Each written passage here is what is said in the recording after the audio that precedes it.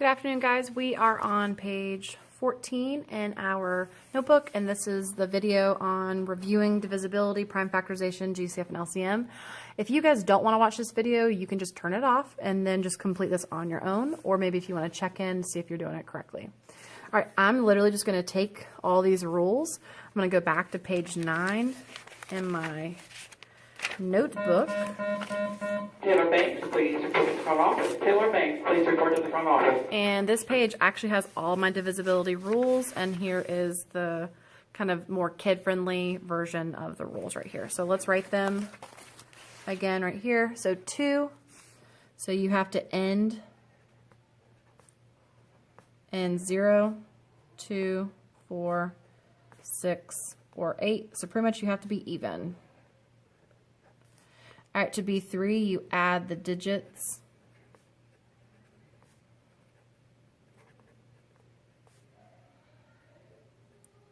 If sum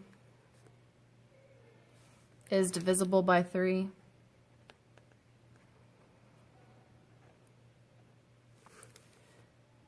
Then the number is divisible by 3. With 4, you look at the last 2 digits.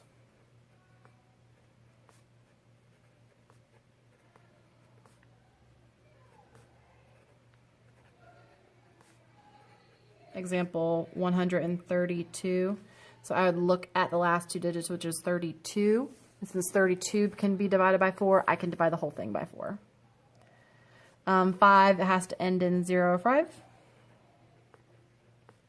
Again, this is on page 9 in your notebook. With 6, it has to be divisible by 2 and 3.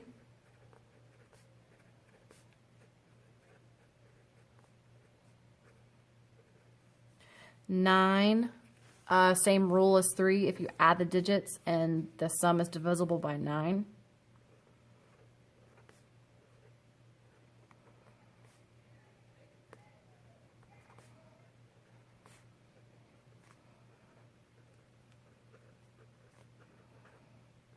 And then with 10, you have to end in 0. All right, so those are the rules. Moving on, I'm going to do a few of them very quickly. So we're going to see if this can be divided by 3.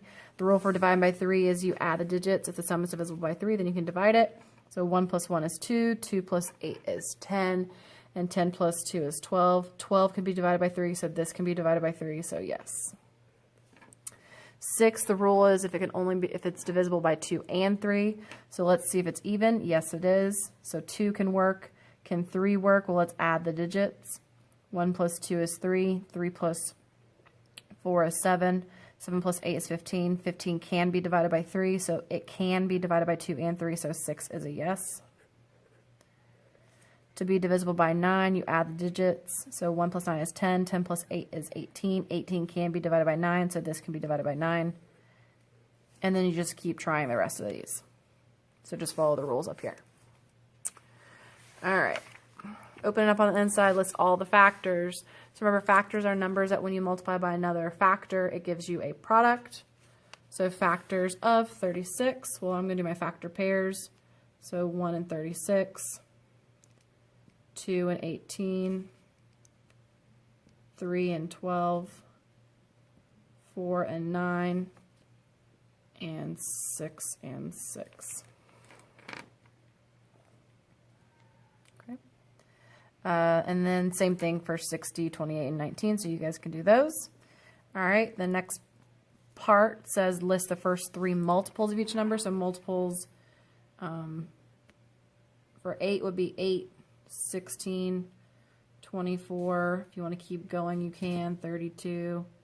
And then I'm just going to put a dot, dot, dot. And then just do the same thing for 11, 13, and 22. All right, the next portion of this is identifying whether the numbers are prime or composite or neither. Remember, to be prime means you only have one factor pair, and the pair is 1 and that number. To be composite, you have more than one factor pair, and then to be neither is 0 or 1. So 49, its factor pairs are 1 and 49, but it also has 7 and 7. So since it has more than that one pair, it's going to be composite. 37 only has 1 and 37. So it's prime, 1 is neither, and then I'll let you finish the rest, 39 and 51. So use your divisibility rules if you don't know the factors of 39 and 51. All right, now getting into the prime factorization, I'm going to scooch in just a little bit. So prime factorization is where you can use ladder method, you can use the factor tree, and then I think you can just list, I forgot what's another one. I think those are the two ones. I'm going to use tree. I like the tree. So 54 is 9 and 6. I can break 9 down to 3 and 3. 6 I can break down to 2 and 3. I'm going to put these in order from least to greatest. And then I'm going to write it in exponential form. So 2 times 3 to the third power. And then just do the same thing for 160, 205, and 300. All right, coming on over here. Finding greatest common factor. So there's three different ways you can do it. You can list all the factors and find out the biggest one that they share in common. You can do a Venn diagram and look at the center piece to see what they share in common. Or you could do prime factorization. I prefer, let's do a list here and let's do a Venn diagram here. So my list for 36 and 54. So my factors of 36, well, I did that earlier, is 1 and 36, 2 and 18, 3 and 12, 4 and 9, 6 and 6. Factors of 54, 1 and 54, 2 and 27, 3 and 18, 4, nope, 5, nope, 6, 2 and 3, so yes, 6 can go into it, so 6 and 9, 7, no, 8, no, okay. And it looks like the biggest number that they share in common is 18. Here, ooh, it has 3 on it. Oh, and here, actually, let's go ahead and do 29 and 30 together because those are kind of a bit of a challenge. So for GCF, for 3 numbers, you can do the same thing where you list all 3 in a category. Another way to do it, we could do the Venn diagram, but I'm actually going to do the ladder method. So I'm going to pull out 2. And I get 12, 18, and 9. All 3 of those share 3. So I'm going to pull out and I get 4, 6, and 3. They're not prime yet, so I'm going to keep pulling out some stuff. But technically, that would be the GCF because that's what they all share in common. But I'm going to keep going so I can potentially get the LCM if I need it. So divide by, let's do 2, so I get 2, 3. This one I bring down 3. And if I multiply all of them, that would actually give me the LCM. So if I was asking for LCM, it would give me that. And then for this, you just look at what they both have in common. So 17 doesn't have any factors, but 21 does, so we can't pull out any number factors. But we actually do have x's in common, so let's pull out an x and an x. Because let's see, factors of 17 are just 1 and 17. And then you've got the, sorry about that, you've got x, and then you've got y, and y. And then for this guy, 21 can be broken down to 3 and 7. And then you have x and y. So let's see what they have in common. It looks like they've got an x in common. And they've got a y in common. So the only greatest common factor is xy. Oh, sorry, this was 6. And this was 18. All right, least common multiples. You can do the ladder method if you'd like. You can do the listing your multiples if you'd like. For here, same thing. So kind of treat it as just 12 and 18, and then just look at the letters and what they share in common.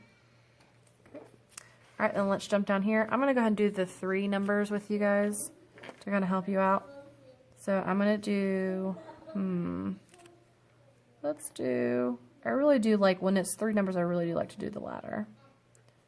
So I'm going to divide by 2, and I get 3 and 5 and 7.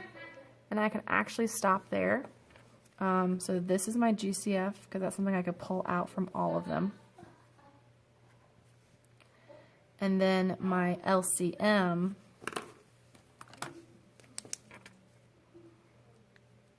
is all of these factors multiplied together.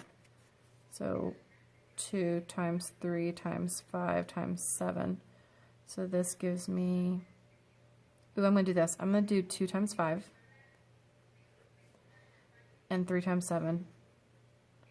And then 21 times 10 gives me 210. This seems pretty big, doesn't it? I feel like there's a smaller number. I feel like, wouldn't 60 work? No. I guess 210. Okay. If I'm wrong, please tell me. Okay. All right, and then what I would do if I were you, if you don't know how to do the rest of it, just go back and watch some other videos from previously this week, as well as last week. All right, and then if you want to leave any comments, please do. If you have any questions, ask tomorrow in class. All right, have a great day.